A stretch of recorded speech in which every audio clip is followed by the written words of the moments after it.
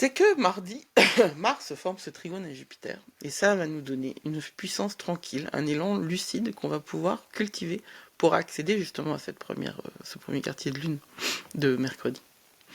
Grâce au trigone entre Mars et Jupiter, les actions sont soutenues, les intuitions sont claires, et donc le « je passe à l'action » devient fluide. C'est le moment de relancer un projet, de poser un acte concret. Là où ces dernières semaines, tout semblait bloqué. Mars en Cancer, Mars en Scorpion et Jupiter en Cancer sont là pour nous donner la volonté de transformer le mouvement en un travail ancré. Mars en Scorpion, il y a de la profondeur. On est dans un feu, parce que le Scorpion c'est un signe d'eau, mais il était dirigé anciennement par Mars avant qu'on découvre Pluton. Donc en fait, ils sont dans une espèce d'énergie très très proche. Hein. Un signe d'eau dirigé par par le dieu de la guerre, c'est particulier. Bah, pourtant, c'est vraiment tout à fait ça, l'énergie du Scorpion. Simplement, parfois, sa puissance de combat, il la tourne contre lui, hein, le Scorpion, ou contre ceux qui sont censés l'aider. Mais cette dimension-là, nous l'avons nous l'avons tous en nous.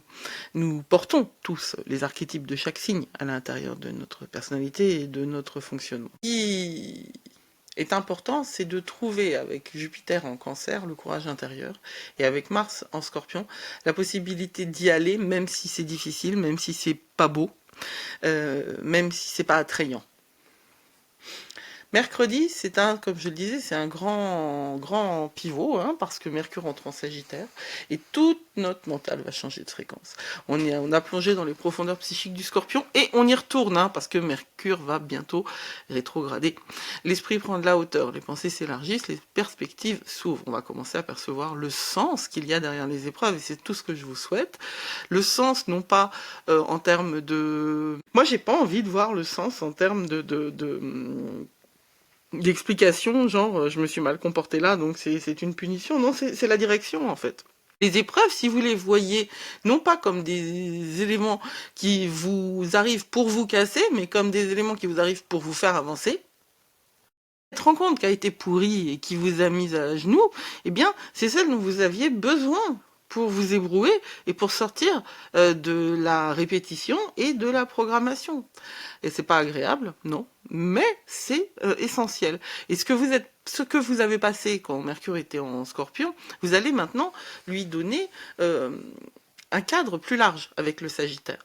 Ça va avoir un sens. Faut lever la tête du guidon aussi, hein, clairement. Alors, Mercure va rétrograder en Sagittaire, il va rétrograder en Scorpion. Tout ce que vous faites maintenant, hein, c'est ça aussi la puissance de la préombre. On va en parler d'ailleurs dans le premier coaching, le deuxième coaching de groupe du 1er novembre.